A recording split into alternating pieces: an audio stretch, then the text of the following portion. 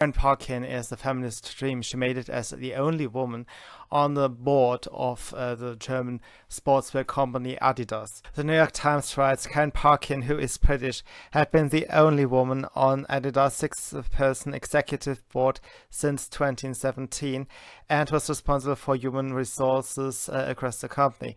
She worked for Adidas for over 20 years in sales, business development, and supply chain positions. I guess that's supply chain management across Britain and the United States, and at the company's headquarters in Herzogenaurach. Her last position was in Human Resources, and that was the executive responsibility she had on the board. She had been reported by Aaron Ture, a product manager at Reebok, which is a subsidiary of Adidas, to have waived the allegation of potential racism at the company as some noise that is only heard in North America. The New York Times writes in quotations, "This is noisy only here in North America," quotation ended. Mr. Ture called Ms. Parkin's response, so he acknowledged that he could not remember her exact response word for word. "I do not believe there is an issue." That's again Parkin being quoted. "So I do not feel the need to answer this question." Yes, so she didn't want to answer a question about potential racism. A week later or so, she retreated, and I don't believe in conspiracy theories about torture dungeons, but if Stalinesque admission grovel has a sound, then it's probably something like this. The New York Times wrote, "While I have always stood 100% against racism and discrimination and worked to create a more equitable environment, I recognize that the focus on me has become a hindrance inhibiting the company from moving forward." This was her fuck you note in the end. Because this is immediately exploited, and Adidas has announced on Instagram that in future 30% of all open positions, internal and external, will be filled with Black and Latinx talent. 50% of all new positions will be filled with diverse talent, including of all diverse categories, gender, sexual orientation, disability, and veteran. Actually surprised that they have included veterans, but I would have preferred a lot if they had just not created any program for affirmative action whatsoever. They also pledged that $120 million will be spent over the next 5 years to fund some grassroots fight against racism in America. Get that. Germans spent $120 million to lecture Americans on racism.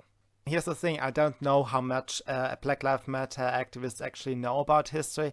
And also, as we speak, the New York Times could just start a new series on how the Third Reich was actually about black people. But, you know, there was something about Germany that many of these people may not know. Hitler. So it feels very peculiar when Germans lecture Americans on racism and spend $120 million on that purpose. Additionally, they will fund 50 scholarships for black students every year for the next 5 years. And if that is not enough, they have created, or they will create, a committee that will be composed of internal and external trusted partners. So that's not anybody from Breitbart or whatever. External and internal trusted partners and allies to help ensure that action and accountability is delivered. So they will now have a board that ensures that white males won't have a career and that only women who don't want a career can have one, and so forth. And that is good. And at this stage, it should come as no surprise that Adidas is one of the about 200 companies, including Coca-Cola, VW, Puma, VW and Puma also being German companies, by the way, that have announced to boycott Facebook until they stop spreading hate speech. This is also then the explanation why Stefan Molyneux has been plucked off, and also why Donald Trump is likely to get deleted from Twitter, or at least he has said himself that he fears to get deleted on Twitter. And I think this is because the left does underestimate the relevance of speech. And I think this is a very difficult time because we don't know how to navigate this. There's some side in me that thinks, maybe all the political discussion should be purged from Facebook, Twitter, Instagram, and all these major platforms, so that people come in one go to one of the alternatives, whatever it may be, and that the conversation can start there anew. I can kind of make my peace with that if it would actually happen, if a substantial number of conservatives would move to a different platform. The platform Reddit had just plugged a group that supported Donald Trump and had about 800 million people on. So if 800 million people supposedly were silenced, then if they show up in some of the other places, Mindscape, BitChute, there are some alternatives out there, ThinkSpot, whatever you like. If one of these places would alternatively come up, I can arrange myself with that situation, but I actually don't think that we will be able to avoid a civil war. That situation is driven by a cult that does not respect the Western political system, and they are blissfully unaware what happens if speech is stopped. When people stop speaking, what will follow? And it's dangerous to speak about it because people like to misinterpret warnings for threats, and I'm not here to threaten. If you think your petty problem like microaggression justifies that policy discussions like on immigration and on a number of other very important issues can be stopped, then you will eventually lead to ever more violence, and it will hurt. It will hurt you.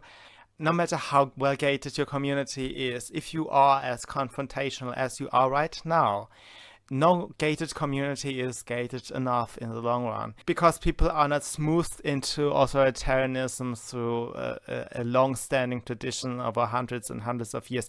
You're going confrontational into a culture that has at its heart freedom. And people will fight. They will fight, and it will be very ugly. And people are much less restrained than I am. I am not here to threaten. I'm just saying that this is a very dangerous situation if we pretend that the woes of some immigrants or of African Americans, which is not the most downtrodden demographic in the Western world, leave alone in the rest of the world.